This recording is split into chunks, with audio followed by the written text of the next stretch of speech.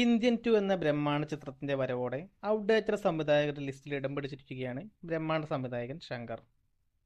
ശങ്കറിന്റെ കരിയറിലെ ഏറ്റവും മോശം ചിത്രമായി ഇന്ത്യൻ 2 പ്രേക്ഷകർ വിലയിരുത്തി കഴിഞ്ഞു. 2010 പുറത്തിറങ്ങിയ സൂപ്പർ ഹിറ്റ് എന്തിനു ശേഷം അദ്ദേഹത്തിന്റെ സിനിമകൾക്ക് എന്താണ് സംഭവിച്ചത്? നമുക്കറിയാം, സൗത്ത് ഇന്ത്യയിൽ തന്നെ ബിഗ് ബഡ്ജറ്റ് ചിത്രങ്ങൾക്ക് വേറിട്ട ദൃശ്യഭാഷ തുടക്കം കുറിച്ച സംവിധായകനാണ് ശങ്കർ.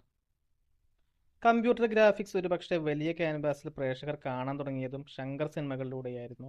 പടുകൂറ്റൻ സെറ്റുകളും വിദേശ രാജ്യങ്ങളിലെ ഗാനരംഗങ്ങളും സൗത്ത് ഇന്ത്യൻ സിനിമ അതുവരെ കാണാത്ത ആക്ഷൻ രംഗങ്ങളും ശങ്കർ സിനിമകളുടെ അവിഭാജ്യ ഘടകമായി മാറി. ആന്റി കറപ്ഷൻ ആയിരുന്നു ശങ്കറിന്റെ ഒട്ടുമിക്ക ചിത്രങ്ങളിലും. അവയിലെല്ലാം വേറിട്ടൊരു ദൃശ്യഭാഷയൊരുക്കാൻ ശങ്കർ പ്രത്യേകം ശ്രദ്ധിച്ചിരുന്നു.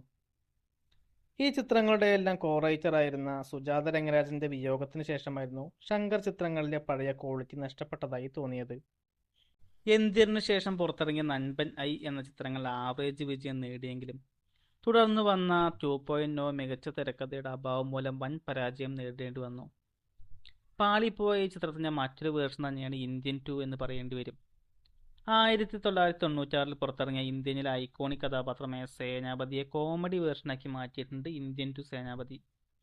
എത്രയൊക്കെ ലോജിക് മാറ്റി വെച്ചാലും സിനിമയിലുടനീളം ലാഗ് ചെയ്ത് ക്രിഞ്ചടിപ്പിച്ച് കൊണ്ടുപോകുന്ന ഒന്നാം പകുതിയും 100 വയസ്സിൽ കൂടുതലുള്ള സേനാപതിയെ മാസാക്കി മാറ്റാൻ നോക്കി പാളിപ്പോയ രണ്ടാം പകുതിയും ഒരുപക്ഷെ 2.0 പോലും ഇത്രത്തോളം പ്രേക്ഷകരെ മുഷിപ്പിച്ചതായി തോന്നിയില്ല.